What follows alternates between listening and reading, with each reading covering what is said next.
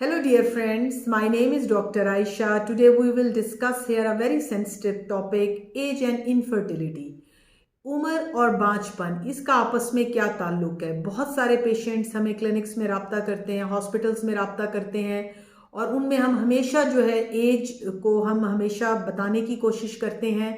तमाम कपल्स जो मुझे सुन रहे हैं मैं उनको कहना चाहती हूँ कि फीमेल जो है उनको 35 से 40 साल की उम्र के बाद जो कंसीव करना चाह रही होती हैं हम उनको बताते हैं कि एक बच्ची जो है वो मिलियंस ऑफ एग्स लेके पैदा होती है और नेचुरली जब उसको फर्स्ट टाइम मेंस्ट्रुएशन स्टार्ट होती है तो पीरियड्स के स्टार्ट होने के बाद इन एग्स की जो है वो 300 से 400 तक उनकी तादाद रह जाती है, जो नेचुरली विद एज जो है वो ये ख़त्म होते चले जाते हैं और बाज़ औक़ात 35 या 40 साल की उम्र के बाद ये इतने अच्छे नहीं रहते, उनकी क्वालिटी और उनकी क्वांटिटी में वाज़े तौर पर फ़र्क आ जाता है जिसकी वजह से कंसेप्शंस में प्रॉब्लम्स आती हैं। जो सेम मेल्स हैं मर्दों में भी 40 साल की उम्र के बाद ये रिपोर्ट है कि उनका जो सीमन एनालिसिस में उनका जो स्पर्म काउंट है, उनकी जो स्पर्म मोटेलिटी है उसमें वाज़े तौर पर कमी का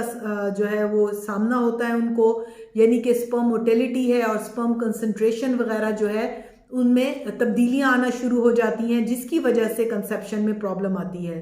सो डियर लेडीज़ एंड जेंट्स जो मुझे सुन रहे हैं, ट्राई कि आप लोगों की मैरिजेस जो हैं बिटवीन 25 to 30 हों और आप लोगों की कंसेप्शंस भी इस टाइम के बीच में हों ताकि आप लोग प्रॉपर तरीके से अपने एक हेल्दी चाइल्ड को डिलीवर कर सकें।